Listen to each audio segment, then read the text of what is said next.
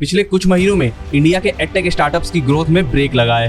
The Unicorn founder CEO who had declared winter season for the startup ecosystem is back. These companies offer courses online which are not vetted by anybody.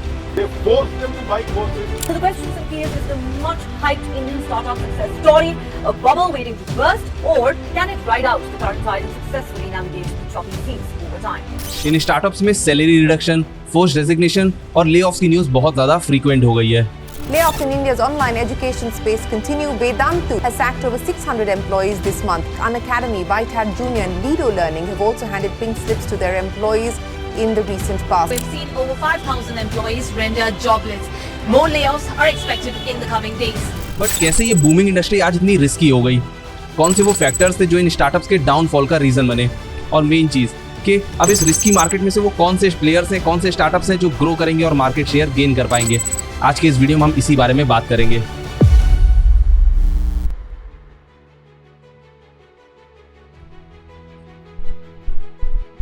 शुरू से शुरू करते हैं। बायजूस ने market में enter किया 2011 में, topper ने 2013 में, वेदांतु ने 2014 में और अनअकैडमी ने 2015 में। अब ये स्टार्टअप स्टार्ट तो हो गए, बट इनकी ग्रोथ में मेजर रोल प्ले किया इसने। रिलायंस ने जियो 4G लॉन्च कर दिया है। उस मौके पर कई धमाकेदार ऑफर दिए गए हैं। जियो डिजिटल लाइफ 2016 में जियो की लॉन्च के बाद सभी तरह के कंटेंट के साथ online long form educational content का कंजम्पशन भी इजी और अफोर्डेबल हो गया। इन्वेस्टर्स ने भी इस चीज को देखा और इस पोटेंशियल मार्केट में अच्छा प्रॉफिट कमाने के लिए इन स्टार्टअप्स को फंड करना स्टार्ट किया। 2016 में बायजूस ने मोर देन $100 मिलियन रेज किए और 2018 में वो इंडिया का पहला एडटेक यूनिकॉर्न बन गया। इसी फेज में बाकी स्टार्टअप्स ने भी फंडिंग रेज करी और बहुत तेजी से ग्रो किए। ये एक एक्सपेरिमेंट था, बहुत बड़ा एक्सपेरिमेंट, क्योंकि इंडिया में इन स्टार्टअप्स का फ्यूचर क्या होने वाला था ये किसी को भी नहीं पता था। क्या ये स्टार्टअप्स इंडिया के एजुकेशनल सिस्टम को रेवोल्यूशनाइज कर सकते थे? फाउंडर्स ने कहा हाँ, और इन्वेस्टर्स ने उन पर अपना पैसा लगाया। बट इससे तीन चीजें हुई। पहली, एडटेक इंडस्ट्री में स्टार्टअप्स की इतनी तेजी से ग्रोथ देखकर और भी स्टार्टअप्स और भी कंपनीज इस फील्ड में आने लगी और मार्केट क्राउडेड होने लगी। सेकेंड, मार्केट में कई सारी कंपनीज होने की वजह से उनकी कस्टमर को एक्वायर करने की कॉस्ट तेजी से बढ़ने लगी। और थर्ड, एजुकेशन के फील्ड में कुछ इंडिविजुअल क्रिएटर्स ग्रो होने लगे और फ्री में वैल्यूएबल कंटेंट प्रोवाइड करके अपनी ऑडियंस और पर्सनल ब्रांड बिल्ड करने लगे। बट फिर एक चीज और हुई जिसने इन स्टार्टअप्स की ग्रोथ को अगेन बूस्ट कर दिया। कोरोना वायरस दुनिया भर में कहर बरपा रहे कोरोना वायरस भारत में भी पैर पसार रहा है। आज रात 12 बजे से संपूर्ण देश में संपूर्ण लॉकडाउन होने जा रहा है। 2020 में एजुकेशन पूरी तरीके से ऑनलाइन मूव हो गई। स्कूल्स बंद रहे, स्टूडेंट्स घर पे रहे और एडटेक स्टार्टअप्स, इंडियन स्टार्टअप्स ने 2020 में टोटल $2.2 बिलियन की फंडिंग रेज करी। इनफैक्ट 2021 में ये नंबर बढ़कर $4.7 बिलियन हो गए। और फिर वही हुआ जो हर बार के स्टार्टअप बबल में होता है। ये एडटेक स्टार्टअप्स बल्क में लोगों को हायर करने लगे, बड़ी कंपनीज छोटी कंपनीज को एक्वायर करने लगी और बहुत सारे एडटेक स्टार्टअप्स यूनिकॉर्न बनने लगे। बट इन स्टार्टअप्स का बुरा टाइम पास था, काफी पास।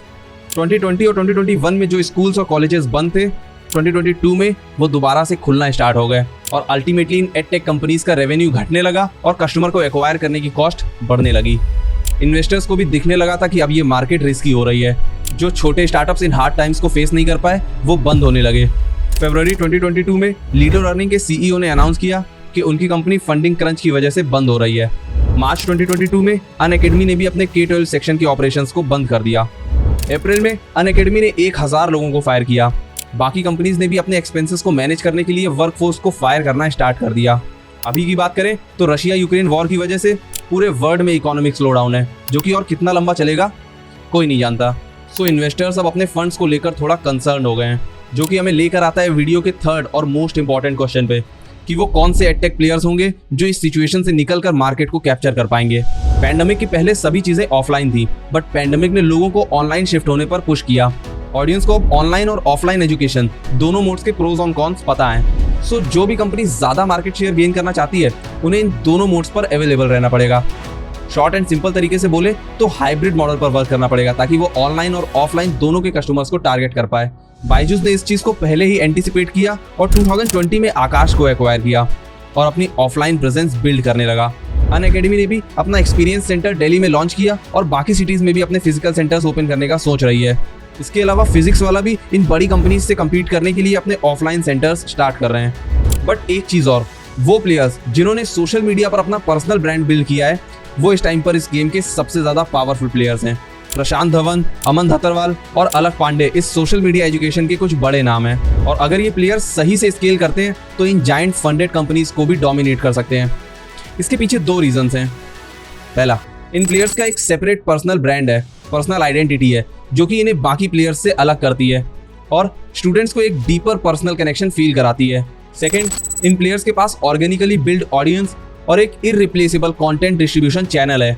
सो अगर अमन धतरवाल या फिजिक्स वाला अपना कोर्स लॉन्च करते हैं और ये एडटेक कंपनी भी अपना कोई कोर्स लॉन्च करती है, लेट्स से 15,000 रुपीज का, सो क्योंकि इन इंडिविजुअल प्लेयर्स के पास पर्सनल ब्रांड है और कंटेंट चैनल है, इसलिए इन्हें अपने कोर्स की कम मार्केटिंग करनी पड़ेगी, कस्टमर एक्विजिशन कॉस्ट भी कम होगा और इनफैक्ट ज्यादा लोग इनके कोर्सेज को प्रेफर करेंगे।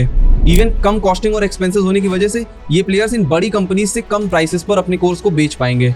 सो अब कैसे ये बड़ी एडटेक कंपनीज अपनी नेगेटिव मार्केटिंग को कम करती हैं, कैसे अपना पर्सनल ब्रांड और एक सॉलिड डिस्ट्रीब्यूशन चैनल बिल्ड करती हैं, और इंडिया के इस एडटेक के गेम में ये बड़ी कंपनीज जीती हैं या ये इंडिविजुअल प्लेयर्स, ये देखना बहुत ज़्यादा इंटरेस्टिंग होगा। अपने ओपिनियंस मुझे नीचे कमेंट करके ज़रूर बताइए।